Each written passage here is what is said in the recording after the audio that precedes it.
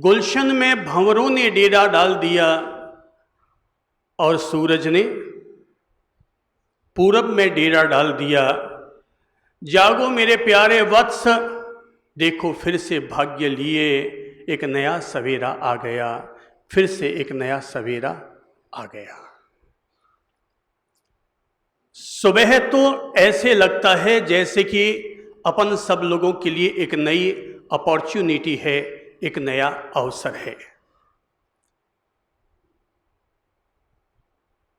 जिन लोगों को सुबह का अवसर भुनाना आता है वे लोग अपने पूरे दिन को भुनाना जानते हैं, लेकिन जो लोग सुबह के अवसर को भुनाना नहीं जानते वे चाहे सोए रहे चाहे जगे, इससे कोई फर्क नहीं पड़ता है।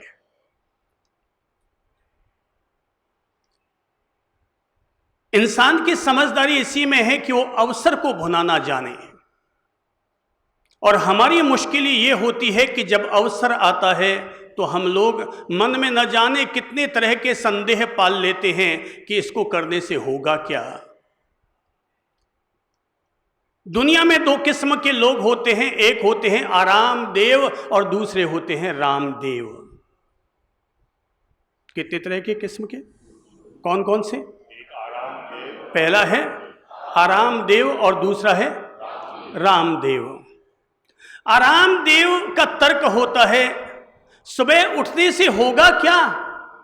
अगर सुबह उठने से ही आदमी की तरक्की होती तो मुर्गा सुबह सुबह मांग देता है, उसकी कौन सी तरक्की हो गई। अखबार वाला सुबह उठ करके घर घर में अखबार बांटने जाता है, उसकी कौन सी तरक्की हो गई।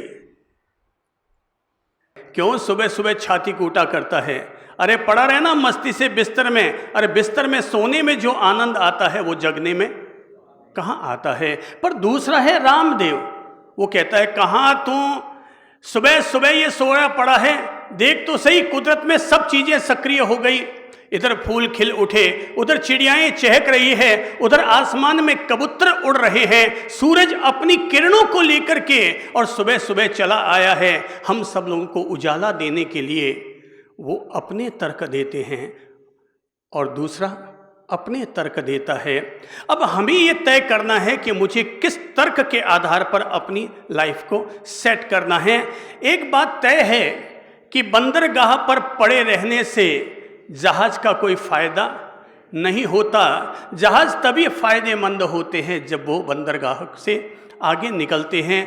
अगर हम अपनी जिंदगी में कुछ पाना चाहते हैं, कुछ बनना चाहते हैं, कुछ होना चाहते हैं, कुछ कर गुजरना चाहते हैं, तो हम सब लोगों को अपने दिन को बड़ा बनाना होगा।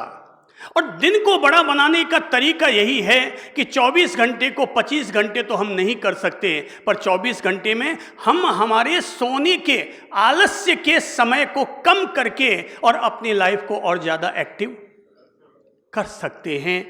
और इसीलिए मैंने कहा अवसर एक अपॉर्चुनिटी है, बस केवल बुनाना अपन सब लोगों को आना चाहिए।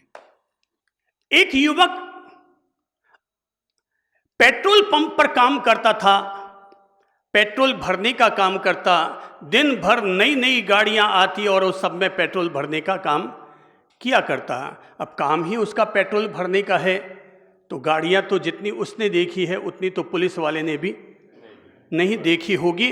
वो एक एक को गाड़ी को बड़े ध्यान से देखता है, सब में पेट्रोल डालता है। और जो भी नई गाड़ी आती है न जाने उसके मन में क्या आता है, उसको लगता है मुझे भी ऐसी नई गाड़ी लेनी है, ऐसी ही नई गाड़ी मुझे भी खरीदनी है।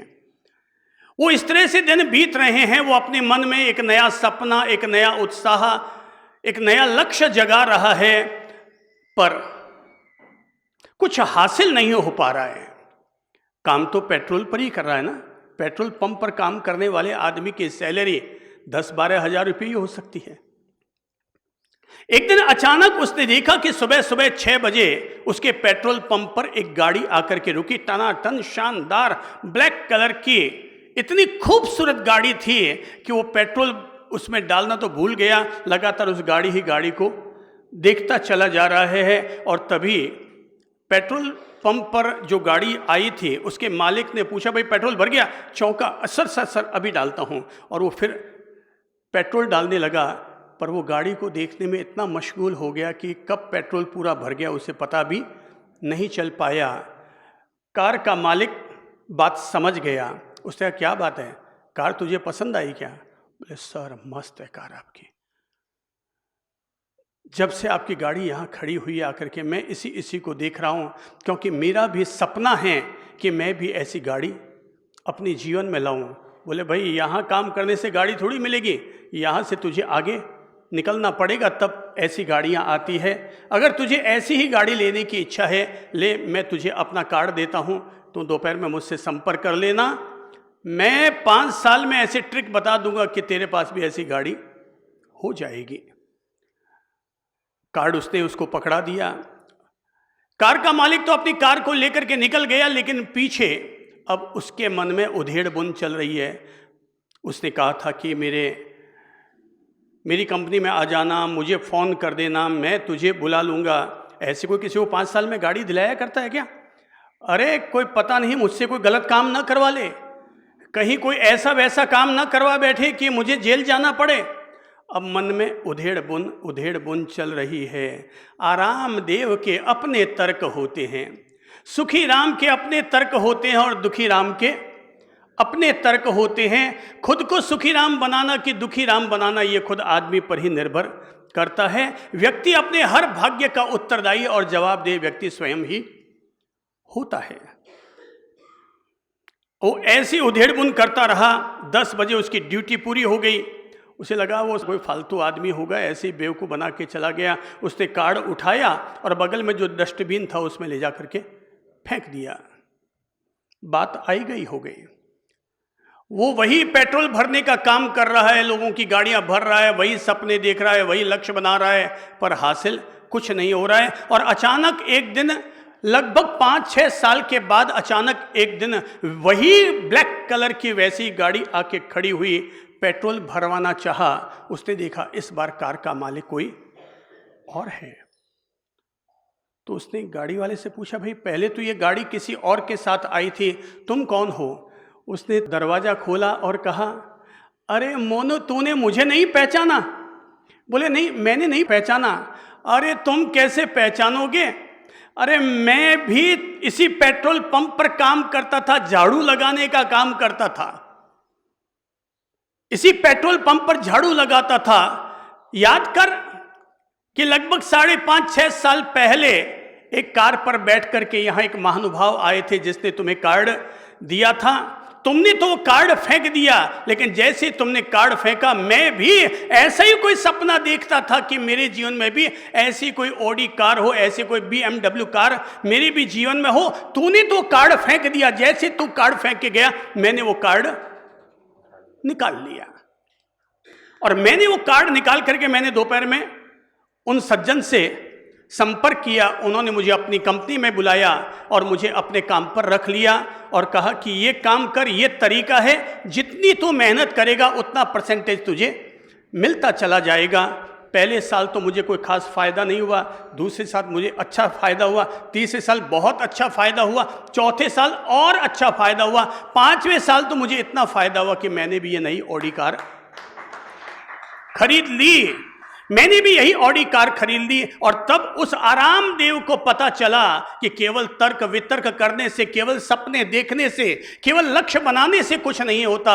अपॉर्चुनिटी आती है, अवसर इंसान के जीवन में आता है, जो भुना लेता है अवसर केवल उसी का हुआ करता है। अवसर तो 2 पंख लगा करके आता है, अपन सब लोगों के घर पर पंख लगाता हुआ आता है। अगर तुमने उसके दरवाजे खोल लिए तो अवसर तुम्हारा बन जाता है, और दरवाजे ना खोले तो अवसर के 2 पंख लगे रहते हैं, वो आगे उड़ करके किसी और के लिए चले जाया करता है। मैंने बचपन में सुना था अपने पूज्य पिताजी महाराज के मुख से कि सुबह सुबह भाग्य विधाता सब लोगों को अपना अपना भाग्य बांटने के लिए, भाग्य देने के लिए निकलते हैं। जो सुबह जल्दी जगते हैं, भगवान उनके तो झोली में भाग्य डाल जाते हैं और आगे बढ़ जाते हैं, और जो सोए रहते हैं उनके पास तो केवल जो बचा हुआ भाग्य होता है वही केवल हाथ लगा करता है।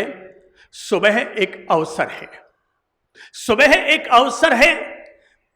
हर कोई व्यक्ति, कोई सीए पढ़ता है, कोई एमबीए पढ़ता है, कोई एलएलबी पढ़ता है, कोई कंप्यूटर कोर्स करता है, कोई इंजीनियरिंग करता है, लेकिन व्यक्ति अपना इंजीनियर बनना भूल जाता है, बिजनेस मैनेजमेंट सीख जाता है, पर लाइफ मैनेजमेंट नहीं सीखता। उसके प्रति उसकी कोई जागरूकता ही नहीं होती। घर वाले भी, मम्मी पापा सारे लोग लगे हुए, तू पढ़ाई कर, सुबह से लेकर रात तक पढ़ाई कर, पढ़ाई के अलावा और कुछ उसको सिखाने का काम ही नहीं करते। तो परिणाम ये निकलता है, वो आगे जाकर एक बिजनेस मैनेजमेंट तो सीख जाता है, पर हजारों साल तक दादा दादी मम्मी पापा जो इंसान को अच्छे संस्कार देकर के लाइफ मैनेजमेंट सिखाया करते थे, वो जीवन भर उससे वंचित रह जाता है।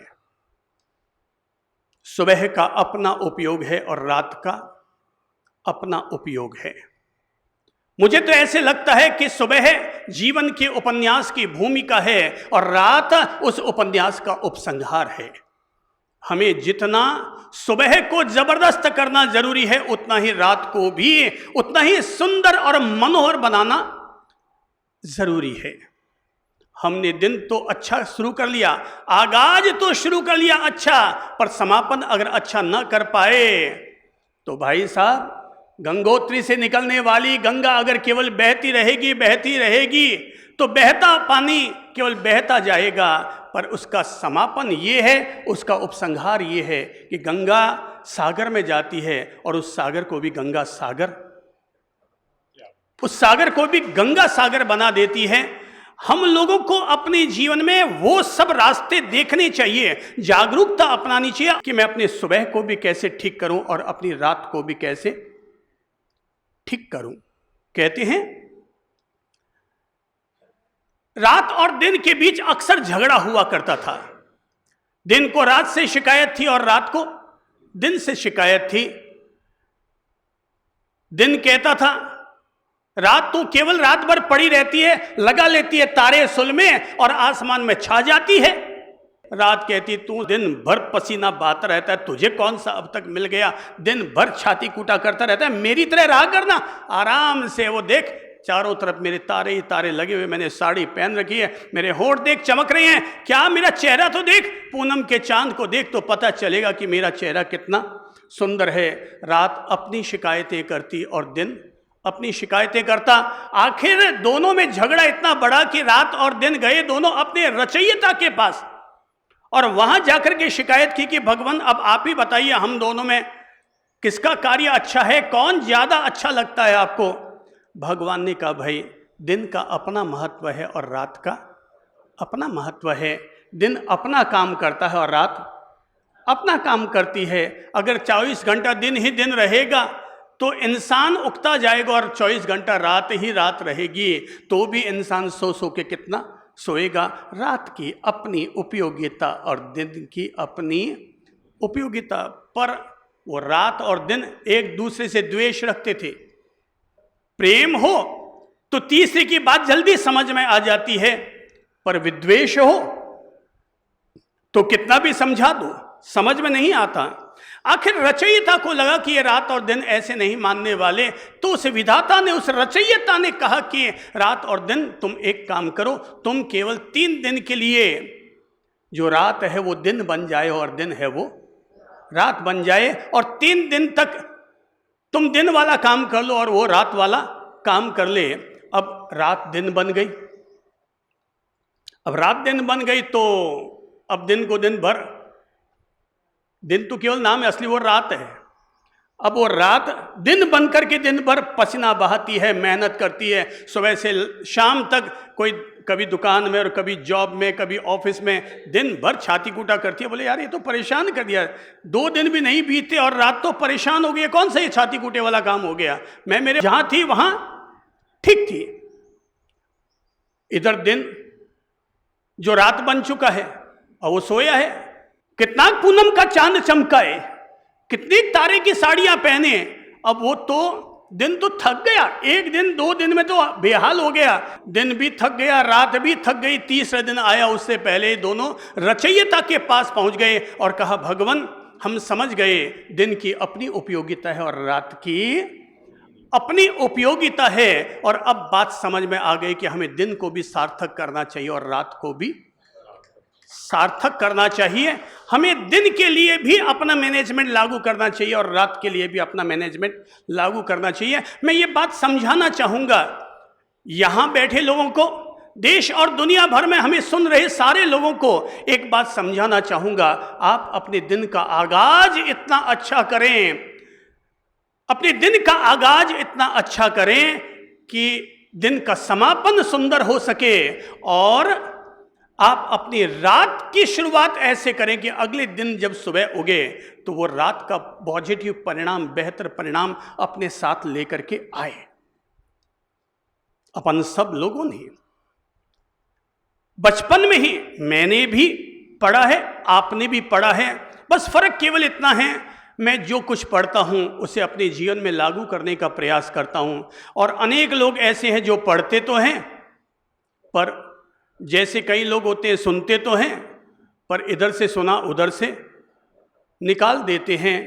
पर मैं प्रयास यही करता हूं उतना ही पढ़ो जितना अपने जीवन में ढाल सको। जब पहले का पढ़ा हुआ ही जीवन में न ढल पाया तो आगे से आगे बड़ी बड़ी पोथियां पढ़ने का मतलब ही क्या है? कोई ज्यादा पढ़ने का अर्थ थोड़ी है, ज्यादा जीने का अर्थ है। ज्ञान पढ़ने की चीज नहीं है, ज्ञान जीने की चीज है। और जितनी चीज हमने पढ़ी है, सुनी है, अगर हमारे जीवन में आ गई, अब अगला कदम फिर उठाओ, नई किताब फिर उठाओ, नया प्रकाश फिर पाओ। और वो बात है early to rise and early to bed makes a man healthy wealthy and wise. तुम सुबह जल्दी उठो और रात को जल्दी सोओ। ऐसा करने वाला स्वस्थ भी होता है, धनवान भी होता है और बुद्धिमान भी होता है।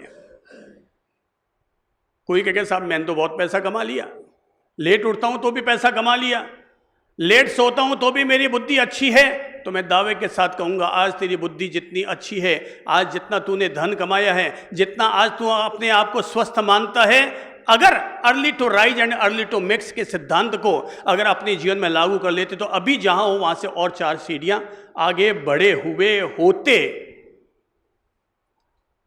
मैं शुरुआत करता हूं पहले जल्दी उठने के साथ। यह बात मैंने पिछले सत्संग में कही है कि सुबह उठ करके हमें क्या करना चाहिए। मैंने पिछले सत्संग में सुबह सुबह 5 काम करने की बात कही थी, और वो पहला काम था जैसे ही सुबह उठो तो मुस्कान के साथ अपने दिन की शुरुआत करो। किसके साथ? किसके साथ? मुस्कान के साथ अपने दिन की शुरुआत करो। रोते जीते मत उठो, उबासियां लेते हुए मत उठो। सुबह जैसे ही उठ करके बैठे हुए आप ये मानकर चलो ये दिन फिर मेरे लिए परमात्मा की ओर से एक उपहार मिला है, एक अवसर मिला है, मुझे इसका स्वागत करना है। जैसे आपके घर पर कोई अतिथि आए तो आप कैसे उसका स्वागत करते हैं?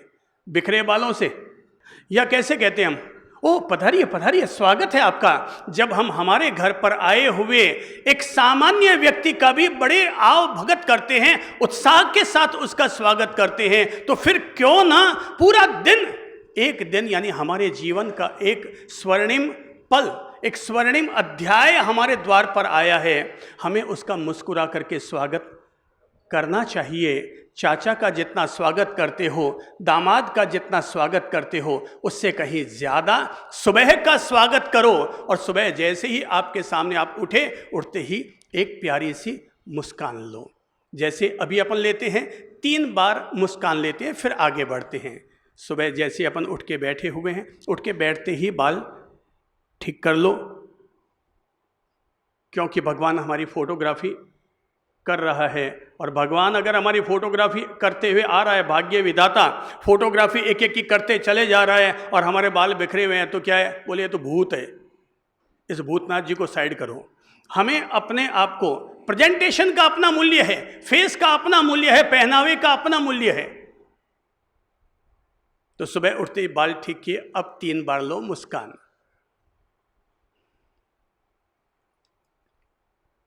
Second time, third time. सुबह उठते ही अपने आप से कहो स्माइल प्लीज, क्योंकि पता नहीं भगवान फोटो खींच रहा है। और भगवान जब भी फोटो खींचता है, फोटो भगवान को छोड़ो, ये आम फोटोग्राफर भी फोटो खींचते हैं तो सबसे पहले क्या कहते हैं? Smile please. क्योंकि उनको पता है मैं बालों को ठीक कर सकता हूं, इसकी पगड़ी काट के उसके सिर पर फिट कर सकता हूं, इसकी बॉडी काट करके उसकी चेहरे पर फिट कर सकता हूं, पर स्माइल तो मैं नहीं ला सकता। ये तो आदमी की अपनी सौगात है, ये तो आदमी का अपना आविष्कार है। और जैसे ही हम मुस्कुराते हैं, मुस्कुराते ही अंदर की स्थिति पॉजिटिव पॉजिटिव पॉजिटिव बन गई। स्वयं को पॉजिटिव और पावरफुल बनाने के लिए जरूरी है कि सूर्योदय से पहले जगो और जगते ही सबसे पहला काम करो, एक स्माइल जरूर लो। जब फोटो खिंचाते समय हम एक पल मुस्कुराते हैं तो हमारा चेहरा सुंदर आता है। सोचो अगर हम हर समय मुस्कुराने की आदत डाल लें तो हमारी ज़िंदगी कितनी सुंदर सुंदर सुंदर खूबसूरत हो जाएगी। क्रोध उन्हीं को आता है जिनको मुस्कुराना नहीं आता। गुस्सा उन्हीं को आता है जिन्हें अभी तक स्माइल लेनी नहीं आती। भाई लोगों, जेब से बाद में निकालो मोबाइल, उससे पहले चेहरे पर लाओ स्माइल। जेब से बाद में निकालो मोबाइल, उससे पहले चेहरे पर लाओ स्माइल।